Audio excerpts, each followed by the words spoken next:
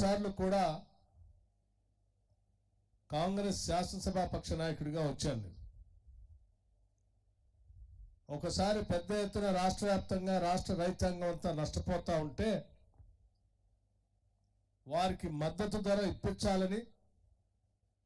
ధాన్యం కొనుగోలు కేంద్రాలను వెంటనే ప్రారంభించాలని రైతుల పక్షాన రాష్ట్ర వ్యాప్తంగా తిరుగుతూ ధర్మపురి కూడా రావటం జరిగింది. ఆనాడు ధర్మపురిలో సమావేశంతో పాటు ఇక్కడ ఉన్నటువంటి పవిత్రమైనటువంటి దేవాలయం లక్ష్మీ నరసింహస్వామి వారి ఆశీస్సులు కూడా ఆ రోజు తీసుకున్నాం. రెండవసారి శాసనసభ పక్ష నాయకుడిగా కాంగ్రెస్ పార్టీ ఆధ్వర్యంలో పార్టీ ఆదేశానుసారం ఆదిలాబాద్ నుంచి ఖమ్మం వరకు పీపుల్స్ మార్చ్ పాదయాత్రలో భాగంగా ఇక్కడికి ఒకసారి రావటం జరిగింది. ఆ పాదయాత్రలో భాగంగా ఇక్కడికి వచ్చినటువంటి సందర్భంగా పెద్దలంతా, ఈరోజు వేదిక మీద ఉన్నటువంటి పెద్దలంతా కూడా ఆ రోజు పాదయాత్రలో రైతు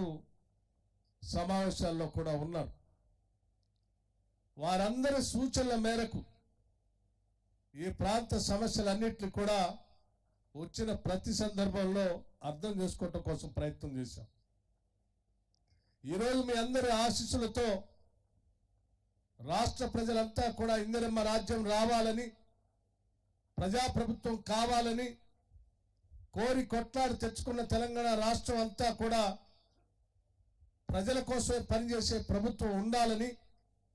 ఇక్కడ ఉన్నటువంటి ఆస్తులు, వనరులు, వ్యవస్థలు అన్నీ కూడా ప్రజలకు చెందకుండా దోపిడీ చేస్తున్నటువంటి ఆనాటి టీఆర్ఎస్ బీఆర్ఎస్ ప్రభుత్వాన్ని పూర్తిగా బంగాళాఖాతంలో పడేసి ప్రజాప్రభుత్వం తెచ్చుకోవాలని మీరు అందరూ ఆశించి ఆశీర్వదిస్తే ఈరోజు కాంగ్రెస్ ప్రభుత్వం ప్రజాప్రభుత్వం ఏర్పడిన తర్వాత మళ్ళీ రాష్ట్ర ఉప ముఖ్యమంత్రిగా మీ అందరి మధ్యకు వచ్చాను. వచ్చిన దగ్గర నుంచి కూడా ఈ రాష్ట్ర ప్రభుత్వం, రాష్ట్ర ముఖ్యమంత్రి శ్రీ రేవంత్ రెడ్డి గారి నాయకత్వంలో యావత్ మంత్రి మండలి మొత్తం కూడా ఈ రాష్ట్ర ప్రజలు ఏం కోరుకుంటున్నారో, ఏం కావాలని అనుకుంటున్నారో వారి లక్ష్యాలనే రాష్ట్ర ప్రభుత్వం యొక్క ఆశయాలుగా మార్చి, ప్రజల ఆకాంక్షలను చట్టాలుగా మార్చి పనిచేస్తున్నటువంటి ప్రభుత్వ ప్రతినిధిగానే ఈరోజు మళ్ళీ మీ అందరి మధ్యకు వచ్చాను. నేను వస్తున్నటువంటి సందర్భంలో ఇక్కడ ఉన్నటువంటి రైతాంగ సోదరులందరూ కూడా కావలసిన విధంగా సబ్ స్టేషన్ల ప్రారంభోత్సవం, భూమి పూజ కార్యక్రమం చేసుకోవాలి, అది ఈ ప్రాంత ప్రజలకు ఉపయోగపడుతుందని చెప్పి మీ శాసనసభ్యులు రాష్ట్ర ప్రభుత్వం దృష్టికి తీసుకొని వస్తే వాటిని శాంక్షన్ చేసి వెంటనే ఇక్కడికి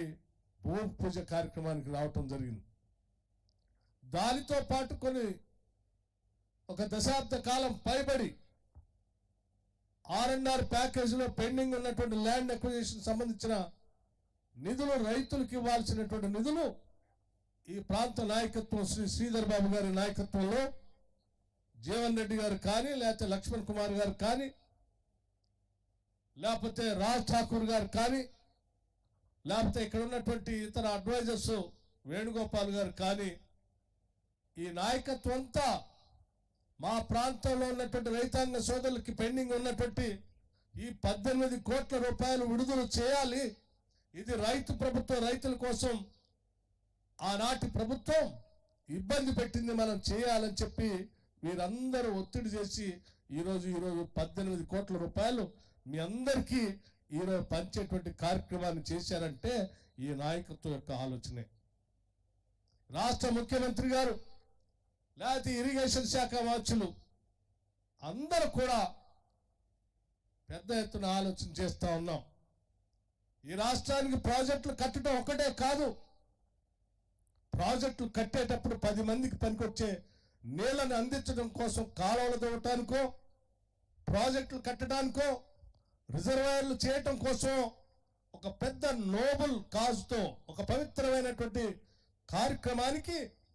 అనేక దశాబ్దాలుగా భూమితో వారి విడదీరైనటువంటి సంబంధం ఉన్నప్పటికి కూడా ప్రజల కోసం పవిత్ర కార్యక్రమం కోసం భూములు ఇస్తున్నారు కాబట్టి వాళ్ళని త్యాగమూర్తులుగా మనం గౌరవించాలి, గుర్తించాలి. వాళ్ళకి ముందుగా మనం ఈ ల్యాండ్ ఎక్విజిషన్ సంబంధించిన నిధులు ఇవ్వాలని చెప్పి